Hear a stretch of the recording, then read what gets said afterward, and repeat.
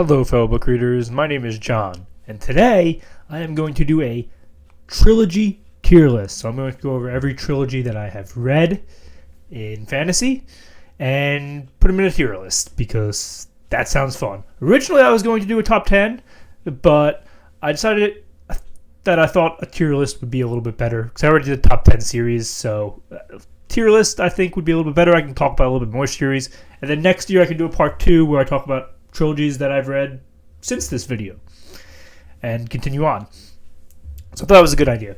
So anyway, let's go over the tiers a little bit. Perfect. These are the perfect trilogies that I've read. It doesn't mean every book in the series got 5 stars, but this means that I think these trilogies are just perfect in general. Like, these are my favorites. Yeah. And then under that would be the great trilogies. These are the trilogies where I gave the majority of the books 4 stars, or even if I didn't give the majority of the books 4 stars, perhaps I thought it peaked a little bit higher than some of the other ones. These are series I would go back and reread any day of the week. Again, they're among my favorites. The tier below that is good. And these are books that I enjoyed. I enjoyed these trilogies. Are these trilogies I'm necessarily going to go back and reread a lot? Probably not. But they are ones that I enjoyed a good chunk of, and these are usually books that got 3 stars or 3.5 stars. But yeah, I did enjoy my time reading the trilogies that are going to fall in this tier.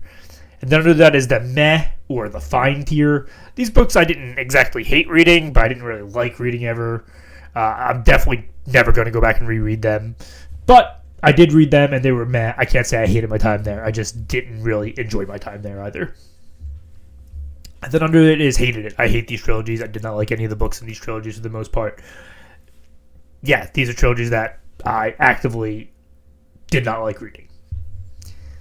Anyway, there are 19 trilogies on this list, and some of them are series that have more than 3 books in them, but 3 of the books comprise of a trilogy. So, for example, like ACOTAR, like the first 3 books definitely take up a trilogy. Like, it's a beginning, middle, and end. There are 2 books after that, but those books definitely comprise just a trilogy on their own. Same with Dragonriders of Pern. There's like 20 books in that series or something like that, an insane amount. But books 1, 2, and actually 5 can make up their own trilogy. So yeah, there are going to be some lists like that, some series like that in this tier list. But anyway, let's get started with the Foundation series, the series which all modern fantasy was built after for the most part, and that would be Lord of the Rings.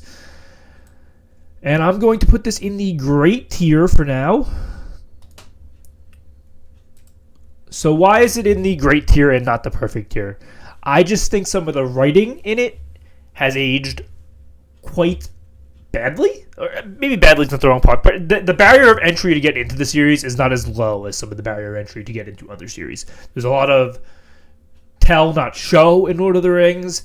But where it peaks high, I think the story is still perfection. Like, the story of Lord of the Rings is perfection. But reading the books themselves is a bit grating, especially Fellowship of the Ring. It takes a while for anything to get going in Fellowship of the Ring. Almost 40% of the way through the book, it took me to where I enjoyed it. Basically, when the Fellowship meets Glyffindor on the road to Rivendell is when I really started to enjoy my time in Fellowship of the Ring.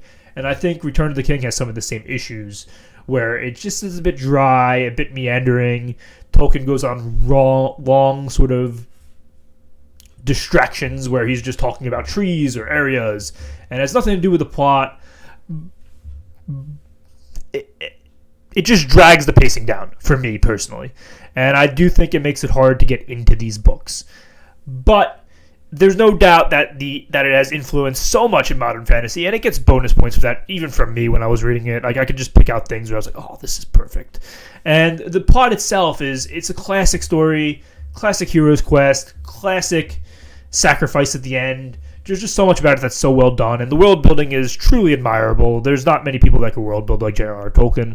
So Lord of the Rings for me is still in the great tier. It just isn't the perfect tier for me. But yeah, I still think it's great, even though I do think Fellowship is a very hard read. Okay, let's talk about one that I'm going to put in the perfect tier, and that would be Mistborn Era 1. Put this right up in the perfect tier. So, Mistborn Era 1, it has great world building, great character work, and really a great plot that wraps up in 3 books. And all 3 books have their own thing. Like, the first book is very much its own heist standalone story. But book 2 continues right off from that, and it raises the stakes high, and it sets up the finale in a great way. It has the best siege of all time, in my opinion, in fantasy. I love the siege in book 2. Well of Ascension is my favorite in the series. And then Hero of Ages has just a great ending, like a truly great ending. And I don't think endings are necessarily Brandon Sanderson's strong suit. So I do love the end of Hero of Ages, even though there are parts of that book that I don't love, specifically the Spooks arc. But I still think this is a pretty perfect trilogy because it delivers in all 3 books in different ways, even though I don't give all 3 books 5 stars. It also has just some really fantastic character work. So yeah, for me it's a perfect trilogy. It is not going to be my favorite trilogy on this tier list, but it does belong in the perfect tier for me. Okay, let's go up to one that I've actually read recently, and that is Empire of the Vampire. Empire of the Vampire is another one that for me is going to go into the great tier. I want to put it in the perfect tier so badly, but the first book is a little bit weak for me to put it in the perfect tier, I think. But books 2 and 3 are either near perfect or perfect. Book 3 is one of my favorite books that I've ever read. Empire of the Dawn, just so good, such a great ending, so masterful. The character work here is awesome. It's the best vampire fantasy I ever read. It's super dark, but not in a bad way at all. Like, it's very easy to read. Morally great characters, but also hope and light just sprinkled throughout it, and I really enjoy it. And the action here is top notch. If you like good action, Jay Kristoff writes some great action. That's all I'm going to say. So yeah, we're going to put it in the great tier. We're going to put it at the top of great tier for now. It's going to be above Lord of the Rings. So let's just move Lord of the Rings over a little bit and put Empire of the Dawn right there. Perfect. Okay, let's go to another independent series. So this is made by, this was published independently by this author, Tom Dumbrell. It's called The Pillars of Peace. For me, this one's just meh. We're going to put it in the meh tier. I like some of the concepts that were in this series, for sure. I thought conceptually it's really great. But it was his first published book, and you can kind of tell. I just don't think it stands up, especially the first book, in a lot of different ways, and the voices seem very inauthentic, and that bothered me a lot. Like, it's a pet peeve of mine when voices sound inauthentic in books, and in this series, especially the first book, they sounded very inauthentic and not real, and I didn't like that at all, even though I did like some of the concepts and ideas that were presented in the first book. Also, this trilogy can really be wrapped up in 2 books, like it is. The main story is wrapped up in 2 books, and there's like this third book that's just kind of like a throwaway added onto it that almost feels like a spin-off, but it's not. I don't know. It's not my favorite thing ever. It's definitely just meh. I didn't hate my time reading it, and it was paced nice.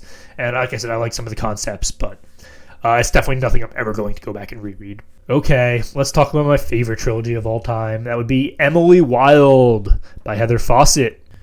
Okay, Emily Wilde. What is there not to like about Emily Wilde? The world building here is great. I love just the writing and the wit and the humor and the whimsy about the world.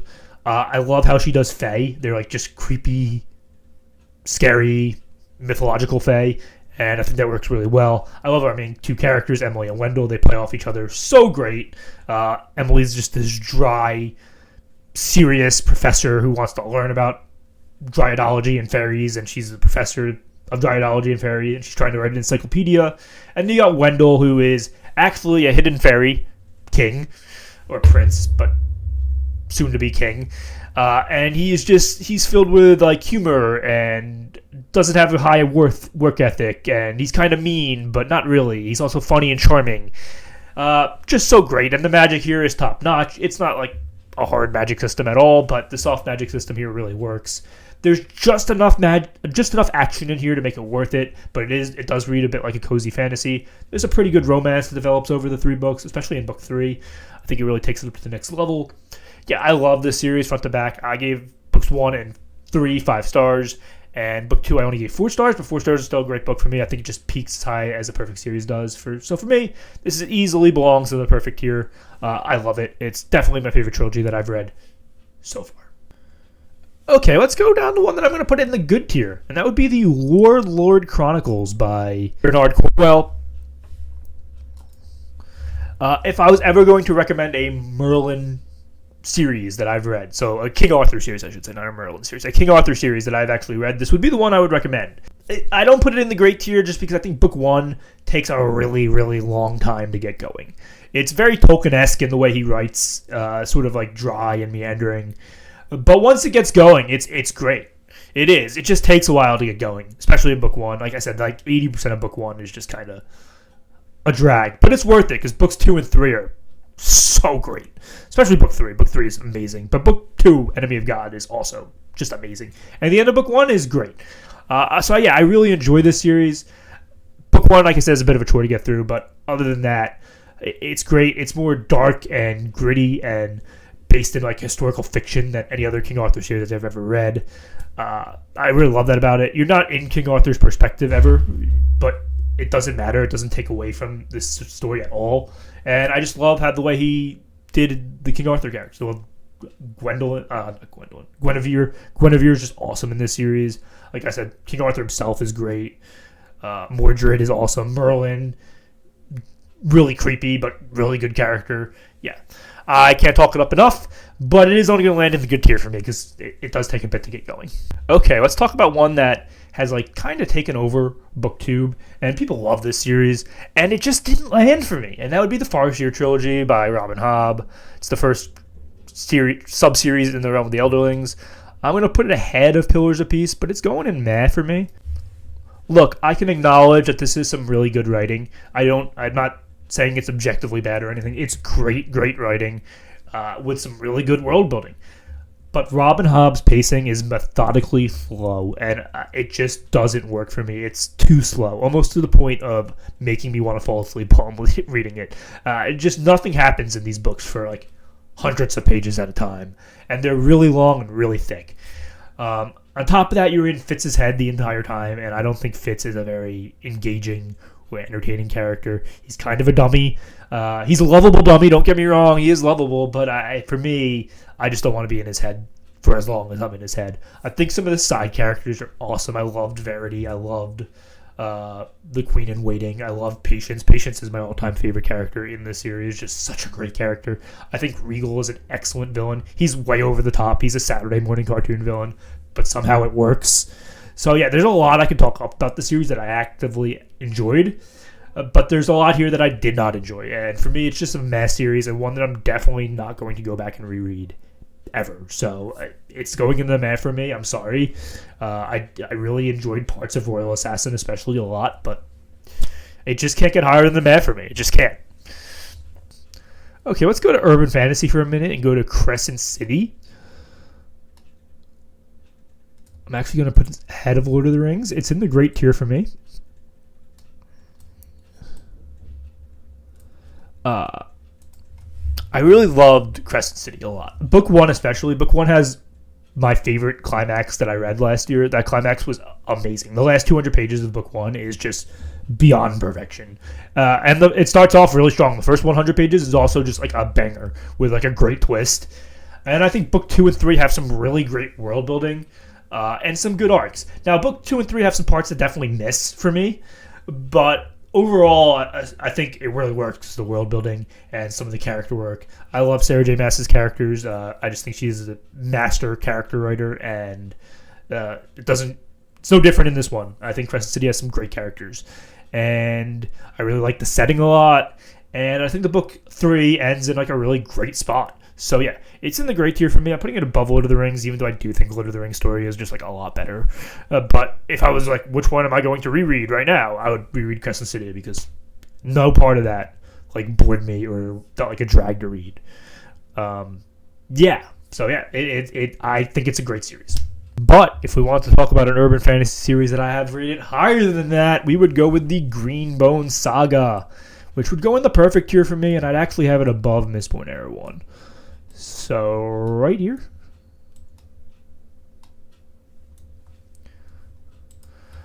The Greenbow Saga is awesome. Who knew that the mob meets Kung Fu meets epic fantasy could work? And it does. And it works for multiple reasons. But the main reasons is Fonda Lee just manages to write some really, really compelling and great characters. Even though they're mostly all morally gray, I would argue Andon isn't really that morally gray, but the rest of them are all basically morally gray. yet somehow you find yourself rooting for this family, and it's just so engaging. And the books flow seamlessly despite the fact that they take place over years. Like Jade Legacy is my favorite book in the series, one of my favorite books I ever read. Gave it 5 stars. It takes place over 20 years, and it just doesn't feel like it. Like, she manages to write it where it feels like nothing's missing, even though it takes place over 20 years. Book 2 takes place over 5 years. It feels the same way. And on top of that, she makes some really courageous decisions in this series, especially Book 1. Book 1 has a moment like 60% of the way through it that I can only compare to like A Game of Thrones in shock value. It's just amazing. This series is perfection. I wouldn't trade it for anything. Yeah, I love this series. I'm not going to put it ahead of Emily Wilde because Emily Wilde is, I would say, more my style in terms of things I like to read. But Mistborn Saga, right up there. Just perfection. Okay, let's go down to my least favorite series. Least favorite trilogy I've ever read, and that would be The Magicians by Lev Grossman. It's going in the I hated it category.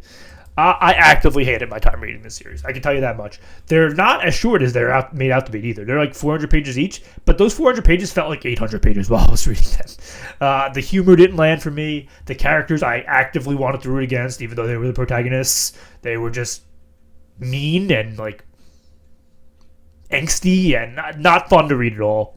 The Portal fantasy stuff was actually pretty good, but it wasn't good enough to save the series because the magic and the education academia part of the series was just straight up bad. And the series gets really, really strange with some really weird decisions. Yeah, I've never been more disappointed in a series than I was in The Magicians by Lev Grossman, but I've talked about it enough on this channel where I don't think I should be harping on it continuously. Let's talk about a series I read in December, His Dark Materials. Yeah, this one's going to go in the good tier. It's going to go behind Warlord Chronicles, though, for sure. I liked the series. I thought every book was good, but none of them hit great for me. I just didn't like some of the weird and odd decisions that went on in this series. Like, there were some really strange choices, and it felt like I was off in like La La Land and a lot of the plot of these 3 books. It was like, what the hell is even happening right now? I also don't think he writes women very well, but what he does do well is atmosphere and setting and very lovable, rootable protagonists. Like, you can root for these protagonists very, very easily. It's also like entry-level reading. Like, it's very easy to get into this series, the barrier of entry. And I thought the world building was pretty cool. So yeah, I think this is like a very good gateway series to get into fantasy with. I just don't think it's great like some people do. I think it's good to very good. But I'm going to keep it behind the Warlord Chronicles. And speaking of good and gateway series, let's talk about Shades of Magic, which I will put above His Dark Materials, but below the Warlord Chronicles.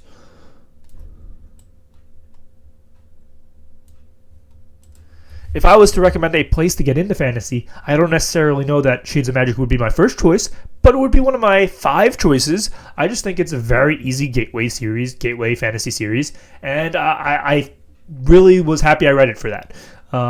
Because I love gateway fantasy books, and Shades of Magic is no doubt a gateway fantasy series. It has some really cool world building, some really cool magic, and some really lovable characters.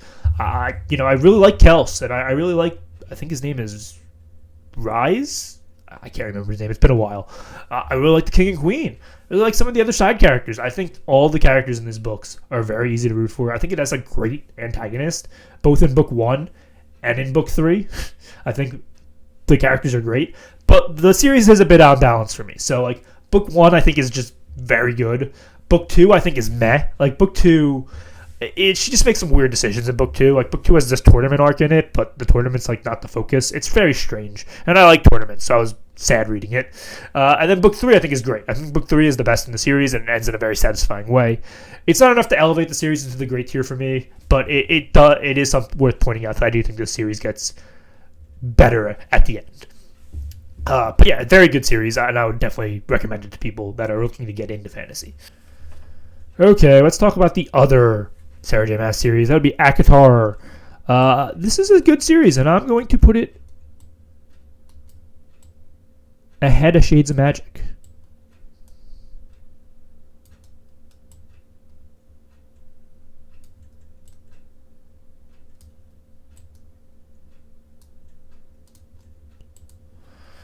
So what I can say about ACOTAR is that I like every book in this series, but I don't think any of them hit the great tier for me. So every book in this series is either 3.5 stars or 3 stars for me. I enjoyed my time in every single book, and that even includes the novella. But it's definitely her weakest series. I do think the world building is, again, very good, and I think the characters are very good too. I really enjoy the characters. A lot, actually. But the plot itself is weak. Each book has a little bit of a flaw. Like, book 1 is just good. Nothing peaks about book 1 higher than good. Book 2 has some, like, really great character moments and slice of life stuff, but the plot of book 2 is very weak. But again, it makes up for it with, like, perfect slice of life and character work. Book 3, again, has a much better plot than book 2, I think, but the climax is so bad. The climax of book 3 is not good. It's one of the worst climaxes I've ever read, but the character work is exceptional. The slice of life stuff is good, not as good as book 2 slice of life stuff because there's less of it here, but the plot work here is great until the end. So yeah, that's ACOTAR in a nutshell. I can't give it the great tier, even though I enjoyed all 5 books. Again, this series is definitely not written for me. I'm not the target audience, so I get why I would have some flaws with it that other people probably wouldn't. But yeah, it's still good, like very good, I would even say. So I'm gonna put it behind the Warlord Chronicles because I think the Warlord Chronicles peak a little bit higher. But ACOTAR is good front to back. Okay, let's talk about my surprise from last year. I'm super happy I read it, and that would be the Inheritance Trilogy by N.K. Jemisin, not to be confused with the Inheritance Quartet by Christopher Paolini. I would put this ahead of Lord of the Rings. No, I wouldn't. It'd be behind Lord of the Rings, but close. So what I can say about this series is it getting great tier is like really good considering how much I did not enjoy book 3. Book 3 is just a mad book for me. So it's really hard to get into the great tier if you have like a mad book, especially as your conclusion book. But I do think book 3 ended in a satisfying way. So that helps it out a little bit, helps the series out as a whole a little bit. But books 1 and 2, they're both near perfect. 100,000 Kingdoms is one of my favorite books I read last year. I love that book. And The Broken Kingdom is just as good almost. Like, it's so great. I have to put it in the great tier just because of those 2 books alone. Yeah, N.K. Jemisin, master of prose, master of world building. Very easy to read, too. Great character work. There's not a lot to hate about this series. Again, book 3, don't love book 3, but it makes up for it in so many other ways. I have to put it in the great tier. I can't not put it in the great tier. Like, just really, really fabulous series. And one that I don't hear people talk about. People talk about the Broken Earth Trilogy all the time by N.K. Jemisin. I think more people need to read the Inheritance Trilogy. 100,000 Kingdoms is just awesome. Okay, let's talk about The Poppy War by R.F. Kuang. We are going to put this ahead of his Dark Materials and ahead of Shades of Magic. But we're going to leave it behind ACOTAR. So just like Shades of Magic, this is a series that has 3 books and 3 different tiers. So like the last book is just meh, and it's meh, and it finishes bad too. It's closer to hate it than it is to good. Let's put it that way. I really don't like The Burning God. That book's very strange. The Dragon Republic is near perfect. It would be in the great tier for me, but like top of great. Like I love the Dragon Republic. That book is great.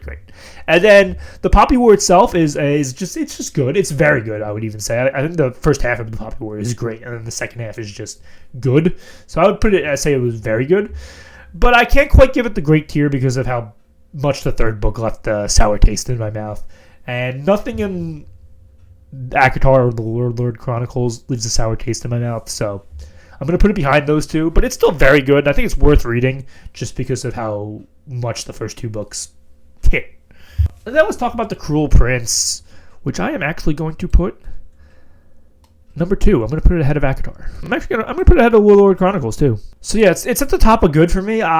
This one, if you asked me last year, like early last year, it might have been great for me. The farther I get away from book 1, the less I like book 1. I still think book 1's a good book, but it's like bottom of good. It's like barely scraping good. The climax of book 1 really carries it. The climax of book 1 is so great. But book 2 and 3 are both great, legitimately great books. And for different reasons. Book 2 is just like a straight up epic fantasy almost. And has a great climax too, and just some really great world building. And then book 3 is like a romantasy, just like a straight up romantasy, but it's very satisfying with a very good ending, and just like very well paced as well. Holly Black exceeds at character work and world building, so yeah, I love her character work and world building. I just think she's really great at it. I've never read a Holly Black book where I did not enjoy the character work or world building, and that's the same here. So yeah, this is gonna stay in the good top of good tier for me because books 2 and 3 are like legitimately great. I wish I could put it in the great tier, but the farther I get away from book 1, it just kind of continues to lower itself. So yeah, it's going to go top of good. Let's talk about a series that I think has aged, and I think probably if I read this book 20 years ago, it would be higher, but I didn't, and that would be the Dragonriders of Pern. This is just going to go in the meh for me. I'm going to put it head of Pillars of Peace, but behind the Farseer Trilogy. So, the Dragonriders of Pern is like a 20-book series or something like that. It's a lot of books. So why is it in my trilogy rankings? Well, books 1, 2, and actually 5 make up a trilogy. That's the first book is called Dragonflight, the second book is called Dragon Quest, and the fifth book is called White Dragon. And they make up their own trilogy. There's actually a bunch of different trilogies in the Dragonriders of Pern series, but overall, it's an overarching series. As for this first trilogy, I think it's pretty good. But I think it's aged very, very poorly. The writing itself, the theming is very outdated, and you're going to be like, what the hell is wrong with this author? And there's nothing wrong with her. These books were written like 50 years ago almost now, so that's just, times were different. And yeah, the theming here is just, it's hard to get past, and some of the word choices and writing itself is a bit dry and outdated. So yeah, it just fell a little flat for me, unfortunately. I do think book 2 is pretty good, but book 1 and 3 in particular fell kind of flat for me. So yeah, it's going in the meh category, but I did enjoy it more than Pillars of Peace. Okay, let's talk about John C. Gwynne and the Bloodsworn Saga. So we're going to put it in the great tier. We're going to put it above the Inheritance Trilogy, but behind Lord of the Rings Trilogy. This might be the closest one of the day for me. Bloodsworn and Lord of the Rings, they can swap back and forth. They really can, and I'm not 100% sure that I got it right here. It depends on the day. Bloodsworn Saga has shown me that you can write like really long action pieces that are very detailed, and I can still enjoy the book. So I'm not a big like, let's write like 20-page just action scenes that are describing like where he's hitting his sword every time and what kind of weapon he's using and how he's parrying. I was like, that when you're detailing that stuff for like more than a few pages, it gets a little bit tiring for me generally. So I was a little trepidatious going into this series because I know that's what John C. Gwynne is known for. And yeah, it didn't matter. That was still great. Like I loved it. I loved it. The action scenes in these books were great. I love how detailed they were. It worked out really well. Definitely the best action writer that I've ever read, for sure. And it didn't take away from his character work, which is what I was really worried about. But no, the character work here, as a character reader, I can say was top notch. I love the characters of this book. Orca, she's a fan favorite among like fantasy readers, especially in BookTube. People love her, and I agree, she's great. But she's not the only great one. I love Elvar. Elvar is awesome. My favorite character in the series. Just great. I think books 2 and 3 in particular are just near perfection. They're very great books, and book 1's very good too. So yeah, it's gonna go here. It's gonna go in the great category. It didn't have any 5-star books, which is why I'm going to keep it behind Lord of the Rings for now, because I do think The Two Towers is a 5-star book. It's perfect. But yeah, Bloodsworn has some near 5-star reads, and it's just it's right where it belongs, I think, in the great tier. I love that series. Okay, let's talk about Joe Abercrombie a little bit. So I read his young adult series, The Shattered Sea, and I am going to put this ahead of the ACOTAR trilogy. So I really loved The Shattered Sea, and it makes me very excited to read The First Law, because I know I'm going to love it just based on Joe Abercrombie's writing. His writing has a ton of great wit, a ton of great humor, morally great characters, some really great action scenes, and he makes some like very courageous decisions in his writing. And I think he also writes like really interesting, where he like changes point of view characters for every book, and I heard he does that in the first law too, which I think is just super fascinating because it's like once you like get inside a character's head and you like a character, generally you don't want to leave them for the next book. But he does it and it somehow works. Like it just does. I don't know how, but he pulls it off in a way that works. Shattered Sea Trilogy, among my favorite young adult series I've ever read. I actively enjoyed it. So why isn't it in great? I think book 1's a little weak. Book 1 it's still a good book. I enjoyed it, but it's just good. It's on like the bottom half of good. Where books 2 and 3 are fabulous. They're both great. I don't think they're like near perfect great, but they're still great. Especially book 2. Book 2, Half the World with Thorn. Thorn is such an awesome character. Love Thorn. Great series. I really, really enjoyed the trilogy. I thought it had a fabulous end, a fabulous beginning. They were paced really well. I would almost call this a good gateway series, but it is a bit on the darker side, even though it's young adult. So I don't know if that's right or not. But if you're looking to lead like morally gray, dark, young adult, Shattered Sea for sure. And that series gets way too much shit online. Like it's still very good. Okay, and last but not least, Shadow and Bone. I actually really, really like Shadow and Bone. That might be an unpopular opinion, but I don't care. For me, it's going right behind the Poppy War in the good tier. I really enjoyed it. I think if you're looking for a young adult series that just does like the simple hero's journey really well, it would be Shadow and Bone. Shadow and Bone does the hero's journey as well as any like young adult book I've read. It's awesome. I like Alina a lot. Just a great main character, great chosen one type character. I think the Darkling is an awesome villain, just like so awesome. One of my favorite antagonists I've ever read. I think the magic system here is top notch, great. I think the world building in here is fantastic. So yeah, there's a lot here to like. There are some things that bother me. I think like the implied romance between Alina and the Darkling was a bit weird. I didn't like that at all, really. I do think the male main character is just a wet blanket, not a very good character at all. But there's more than enough to make up for it. I very much enjoyed my time reading this series. Yeah, I would recommend it to people as a gateway fantasy series, for sure. And those are 19 different trilogies ranked in different tiers. This was very fun. I actually can't wait to do this again next year because I plan to read a bunch of different trilogies this year for sure in between the longer series. And I will definitely have at least 10 more, I would say, trilogies to put on this list next year. So as always, thanks for watching. Let me know down below what you think. What are your favorite trilogies of all time?